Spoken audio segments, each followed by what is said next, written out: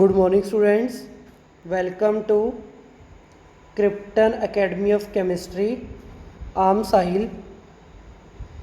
Last time we discussed about discovery of electron. ਆਪਾਂ ਨੂੰ ਪਤਾ ਹੈ ਕਿ ਇਲੈਕਟ੍ਰੋਨ ਦੀ ਡਿਸਕਵਰੀ ਕਿਸਨੇ ਕੀਤੀ ਸੀ? ਜੇ ਥੌਮਸਨ ਨੇ। ਹੁਣ ਜੇ ਥੌਮਸਨ ਨੇ ਇਲੈਕਟ੍ਰੋਨ ਡਿਸਕਵਰੀ ਕੀਤੀ, ਉਸਨੇ ਆਪਣੇ ਪੋਸਟੂਲੇਟ ਦੇ ਵਿੱਚ ਕਨਕਲੂਡ ਕੀਤਾ, ਉਸਦੀ ਓਬਜ਼ਰਵੇਸ਼ਨ ਕੀ ਸੀ ਕਿ ਇਲੈਕਟ੍ਰੋਨ ਦੇ ਉੱਪਰ ਕਿਹੜਾ ਚਾਰਜ ਹੁੰਦਾ ਹੈ? ਨੈਗੇਟਿਵ ਚਾਰਜ ਹੁੰਦਾ। ਉਸਨੇ ਇਹ ਕਨਕਲੂਡ ਕਰ ਲਿਆ, ਬਟ ਜੇ ਥੌਮਸਨ ਨੇ ਆਪਾਂ ਨੂੰ ਇਹ ਨਹੀਂ ਦੱਸਿਆ ਕਿ ਇਲੈਕਟ੍ਰੋਨ ਦੇ ਉੱਪਰ ਕਿੰਨਾ ਨੈਗੇਟਿਵ ਚਾਰਜ ਹੈ। ਜੇ ਥੌਮਸਨ ਨੇ ਆਪਾਂ ਨੂੰ ਇਹ ਨਹੀਂ ਦੱਸਿਆ ਕਿ ਇਲੈਕਟ੍ਰੋਨ ਦਾ ਮਾਸ ਕਿੰਨਾ ਹੈ। ਬਟ ਫਿਰ ਵੀ ਜੋ ਜੇ ਥੌਮਸਨ ਸਨ, ਉਹ ਕੁਛ ਨਾ ਕੁਛ ਐਕਸਪੈਰੀਮੈਂਟ ਕਰਦੇ ਰਹੇ।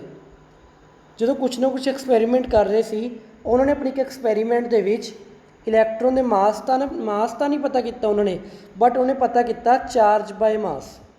ਉਸਨੇ ਇਲੈਕਟ੍ਰੋਨ ਦੇ ਚਾਰਜ ਬਾਏ ਮਾਸ ਵੈਲਿਊ ਕੈਲਕੂਲੇਟ ਕੀਤੀ ਬਾਏ ਹਿਜ਼ ਐਕਸਪੈਰੀਮੈਂਟ। ਉਹ ਚਾਰਜ ਬਾਏ ਮਾਸ ਵੈਲਿਊ ਕਿੰਨੀ ਆਈ?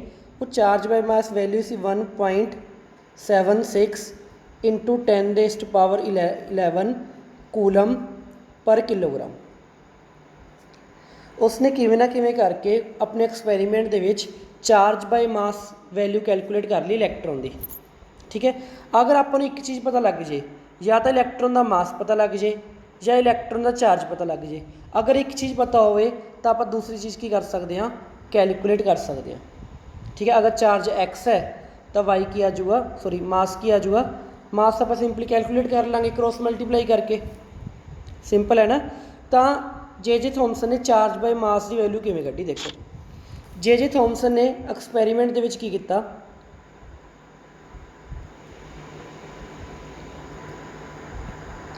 ਉਸਨੇ ਇੱਕ ਆਪਰੇਟਸ ਲਿਆ ਲਾਈਕ ਅ ਡਿਸਚਾਰਜ ਟਿਊਬ ਵਰਗਾ ਇੱਕ ਆਪਰੇਟਸ ਲਿਆ।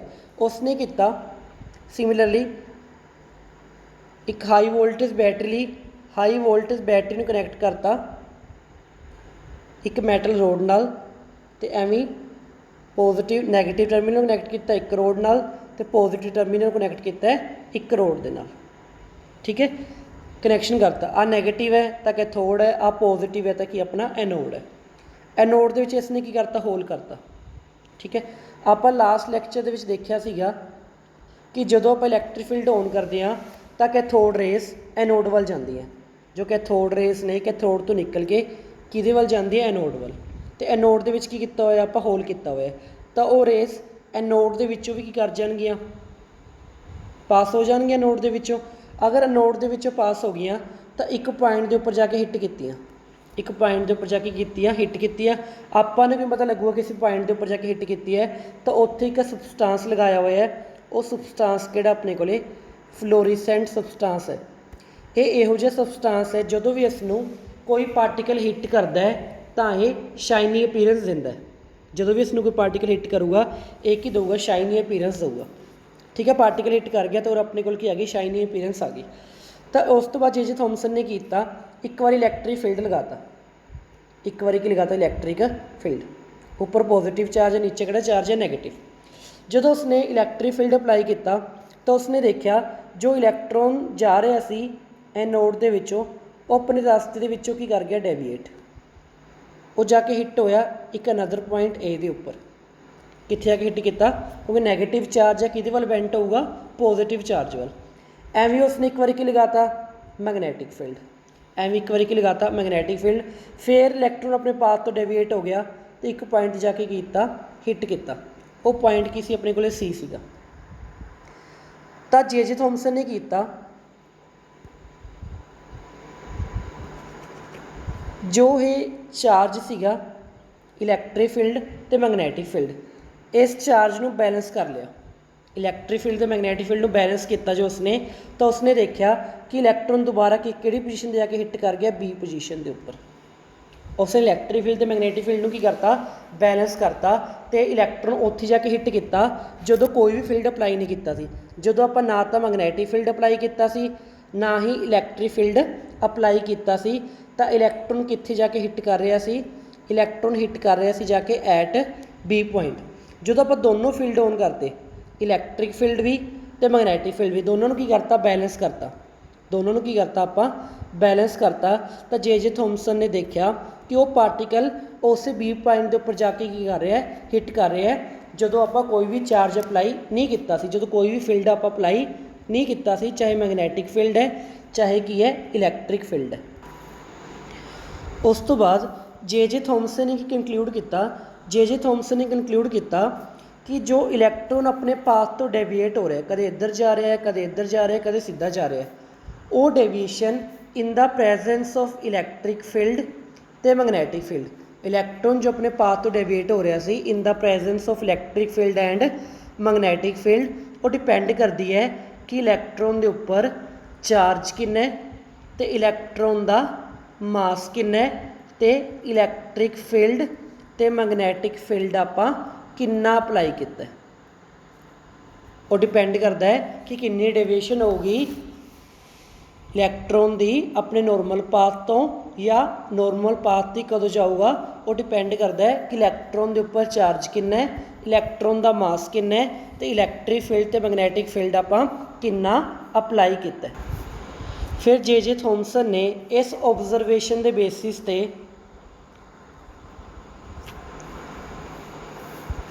एक्यूरेटली चार्ज बाय मास की वैल्यू कढ़ ली। फिर जे थॉमसन ने अपने इन्हां ऑब्जरवेशन के बेसिस ते चार्ज बाय मास की वैल्यू की कर ली, कैलकुलेट कर ली। जो चार्ज बाय मास की वैल्यू उसने कैलकुलेट की वो एक्यूरेटली आई 1.758820 इंटू 10⁻11 कूलम पर के जी। उपर चार्ज यूनिट्स की होंगे कूलम, मास दे की होंगे किलोग्राम। इसमें अप्रोक्सीमेटली की लिख सकते हैं 1.76 इंटू 10⁻11 कूलम पर के जी। हुण जे थॉमसन ने चार्ज बाय मास की वैल्यू कैलकुलेट कर ली। अगर आपां किसी ना किसी तरीके दे नाल, अगर आपां किसी ना किसी तरीके दे नाल चार्ज की वैल्यू या मास की वैल्यू पता लग जाए तो आपां एक वैल्यू पता लग जाए तो दूसरी वैल्यू सिंपली क्रॉस मल्टीप्लाई करके कट सकते हैं। तो फिर सिंपल मैथमैटिक्स अप्लाई करनी है। तो उस तो बाद मास इलैक्ट्रॉन का किसी ने फाइंड आउट नहीं किया, तो जो इलैक्ट्रॉन का चार्ज सीगा कि इलैक्ट्रॉन के उपर कितना चार्ज है वो फाइंड आउट किया मिलिकन ने। वो किसने फाइंड आउट किया? मिलिकन ने। मिलिकन ने जो एक्सपैरीमेंट किया उसनों की बोलते हैं ऑयल ड्रॉप एक्सपैरीमेंट। जो मिलिकन ने एक्सपैरीमेंट किया उसनों की बोलते हैं मिलिकन्स ऑयल ड्रॉप एक्सपैरीमेंट। आप उसकी पिक्चर देखते हैं, पिक्चर के विचों तुहानूं क्लीयरली समझ आ जाऊगा। ठीक है, आ एक बॉक्स है, तुहानूं क्लीयर कट बॉक्स दिख रहा है। इस दे विच की लगाया हुआ है इसने एक स्प्रेयर है, एक अपने कोल की है जो तुहानूं दिख रहा है ये स्प्रेयर है। स्प्रेयर का की काम है, इस दे विच आपां ऑयल फिल किया हुआ है। ये उपर वाले बॉक्स दे विच, जो उपर वाला बॉक्स है इस दे विच ऑयल ड्रॉपलेट्स एमिट कर रहे हैं। ठीक है, स्प्रेयर तो उपर वाले बॉक्स दे विच की आ रही है ऑयल ड्रॉपलेट्स आ रही हैं। क्लीयर। उस तो बाद इसने इस बॉक्स नूं देखो 3 कंटेनर डिवाइड किया है। 3 कंटेनर्स ने, first, second one and third one. जो फर्स्ट कंटेनर का बॉटम है, जो फर्स्ट कंटेनर का बॉटम है इसनूं इसने कनैक्ट किया एक हाई वोल्टेज बैटरी के नाल। ऐं जो बॉटम कंटेनर है, जो नैक्सट नीचे वाला कंटेनर है, इस तो फर्स्ट कंटेनर का बॉटम वाले कनैक्ट किया पॉजिटिव नाल, तो इस तो नीचे वाला कंटेनर है जो उसके अपर पार्ट में, जो सब तो लास्ट कंटेनर है उसके अपर पार्ट में कनैक्ट किया नैगेटिव टर्मीनल के नाल। हुण तुहानूं इन्ना पता लग गया कि जो टर्मीनल्स ने, आ टर्मीनल पॉजिटिव चार्ज है तो ये वाला टर्मीनल की अपने को नैगेटिव चार्ज है। तो उपर वाले पॉजिटिव प्लेट के विच इसने की कर रखे, होल कर रखे। होल को कितना है क्योंकि होल के विचों जो स्प्रेयर ऑयल ड्रॉपलेट्स दे रहा सी उस होल के विचों ऑयल ड्रॉपलेट्स की आएंगे नीचे, ऑयल ड्रॉपलेट की आऊगी नीचे आऊगी।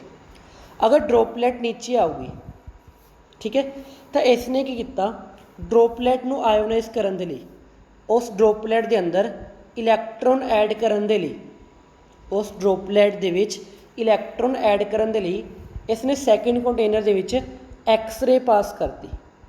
ਸੈਕਿੰਡ ਕੰਟੇਨਰ ਦੇ ਵਿੱਚ ਕੀ ਪਾਸ ਕਰਤੀ? ਐਕਸ-ਰੇ। ਐਕਸ-ਰੇ ਨੇ ਕੀ ਕੀਤਾ, ਜੋ ਵਿੱਚ ਕੋਈ ਗੈਸ ਸੀ, ਕੋਈ XYZ ਕੋਈ ਵੀ ਗੈਸ ਸੀ, ਉਸ ਨੂੰ ਆਇਓਨਾਈਜ਼ ਕਰਤਾ ਅਤੇ ਉਸ ਦੇ ਵਿੱਚੋਂ ਕੀ ਬਾਹਰ ਕੱਢਤੇ? ਇਲੈਕਟ੍ਰੋਨ।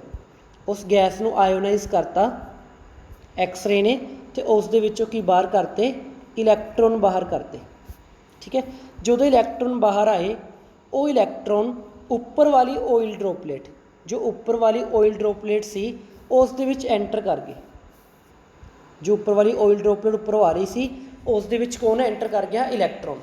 ਜੋ ਇਲੈਕਟ੍ਰੋਨ ਐਂਟਰ ਕੀਤਾ, ਹੁਣ ਇਲੈਕਟ੍ਰੋਨ ਦੇ ਉੱਪਰ ਕਿਹੜਾ ਚਾਰਜ ਸੀਗਾ? Negative charge. ਇਲੈਕਟ੍ਰੋਨ ਦੇ ਉੱਪਰ ਕਿਹੜਾ ਚਾਰਜ ਹੈ?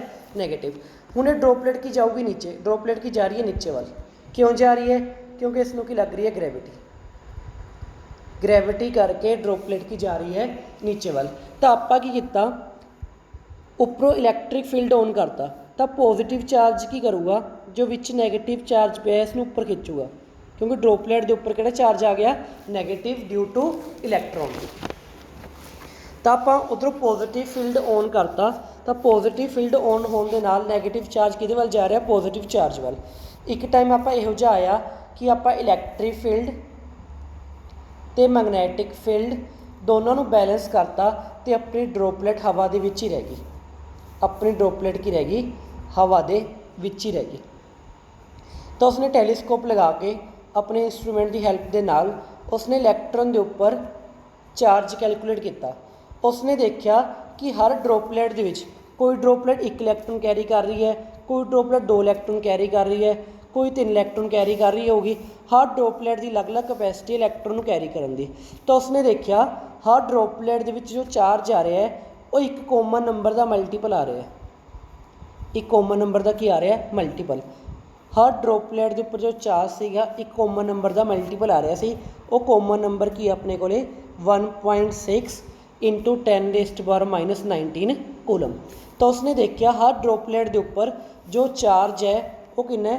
1.6 × 10⁻⁻19 ਕੂਲਮ × n। ਠੀਕ ਹੈ, ਹੋ ਸਕਦਾ ×1 ਹੋਵੇ, ਹੋ ਸਕਦਾ ×2 ਹੋਵੇ, ਹੋ ਸਕਦਾ ×3 ਹੋਵੇ। ਹਰ ਡ੍ਰੋਪਲੇਟ ਦੇ ਉੱਪਰ ਕੋਈ ਵੀ ਚਾਰਜ ਆ ਰਿਹਾ ਹੈ ਤਾਂ ਉਸ ਦੇ ਵਿੱਚ ਇਹ ਵਾਲਾ ਫੈਕਟਰ ਕੀ ਆ ਰਿਹਾ? ਕਾਮਨ ਆ ਰਿਹਾ। ਆਪਣੀ ਇਹਨਾਂ ਓਬਜ਼ਰਵੇਸ਼ਨ ਦੇ ਬੇਸਿਸ 'ਤੇ ਉਸਨੇ ਕੈਲਕੂਲੇਟ ਕੀਤਾ ਇਲੈਕਟ੍ਰੋਨ ਦੇ ਉੱਪਰ ਚਾਰਜ। ਜੋ ਬਾਅਦ ਦੇ ਵਿੱਚ ਕਾਫੀ ਸਾਰੇ ਐਕਸਪੈਰੀਮੈਂਟ ਹੋਏ ਉਹਨਾਂ ਨੇ ਵੀ ਕੰਕਲੂਡ ਕੀਤਾ ਕਿ ਇਲੈਕਟ੍ਰੋਨ ਦੇ ਉੱਪਰ ਚਾਰਜ ਕਿੰਨਾ ਹੁੰਦਾ ਹੈ? 1.6 × 10⁻⁻19 ਕੂਲਮ। ਤਾਂ ਜੋ ਚਾਰਜ ਅਪੋਨ ਮਾਸ ਦੀ ਵੈਲਿਊ ਆਪਣੇ ਕੋਲ ਕਿੰਨੀ ਸੀ? ਆਪਾਂ ਨੇ ਕੋਲ ਸੀ 1.76 × 10⁻11 ਕੂਲਮ ਪਰ kg। ਇੰਨੀ ਵੈਲਿਊ ਸੀ। ਤੁਸੀਂ ਉਰੇ ਚਾਰਜ ਦੀ ਵੈਲਿਊ ਪੁੱਟ ਕਰ ਦਿਓ, ਤੁਹਾਡੇ ਕੋਲ ਇਲੈਕਟ੍ਰੋਨ ਦੇ ਮਾਸ ਦੀ ਵੈਲਿਊ ਆ ਜਾਊਗੀ। ਇਹ ਮਾਸ ਤੁਸੀਂ ਖੁਦ ਫਾਈਂਡ ਆਊਟ ਕਰਨਾ। ਸਿੰਪਲੀ ਇਲੈਕਟ੍ਰੋਨ ਦੇ ਚਾਰਜ ਦੀ ਵੈਲਿਊ ਪੁੱਟ ਕਰੋ, ਤੁਹਾਡੇ ਕੋਲ ਕਿਸ ਦੀ ਵੈਲਿਊ ਆ ਜਾਊਗੀ? ਮਾਸ ਦੀ। ਸਿੰਪਲ ਕ੍ਰੋਸ ਮਲਟੀਪਲਾਈ ਕਰਨੀ ਆ ਆਪਾਂ। ਠੀਕ ਹੈ, ਅੱਜ ਆਪਾਂ ਇਲੈਕਟ੍ਰੋਨ ਦੇ ਉੱਪਰ ਚਾਰਜ ਕੱਢ ਲਿਆ ਕਿ ਇਲੈਕਟ੍ਰੋਨ ਦੇ ਉੱਪਰ ਚਾਰਜ ਕਿੰਨਾ ਹੁੰਦਾ ਹੈ ਅਤੇ ਇਲੈਕਟ੍ਰੋਨ ਦੇ ਉੱਪਰ ਮਾਸ ਕਿੰਨਾ ਹੁੰਦਾ।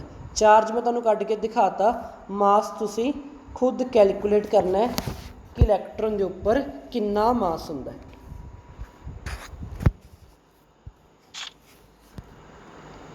Thank you. ਅਗਰ ਤੁਹਾਨੂੰ ਵੀਡੀਓ ਪਸੰਦ ਆਈ ਤਾਂ ਵੀਡੀਓ ਨੂੰ ਜ਼ਰੂਰ ਲਾਈਕ ਕਰੋ ਅਤੇ ਚੈਨਲ ਨੂੰ ਜ਼ਰੂਰ ਸਬਸਕ੍ਰਾਈਬ ਕਰੋ। ਇੰਪੋਰਟੈਂਟ ਹੈ, ਧਿਆਨ ਨਾਲ ਸਮਝ ਲਿਓ ਕਿ ਇਲੈਕਟ੍ਰੋਨ ਦੇ ਉੱਪਰ ਚਾਰਜ ਕਿਵੇਂ ਕੈਲਕੂਲੇਟ ਕੀਤਾ ਹੈ ਅਤੇ ਇਲੈਕਟ੍ਰੋਨ ਦਾ ਮਾਸ ਕਿਵੇਂ ਕੈਲਕੂਲੇਟ ਕੀਤਾ ਹੈ।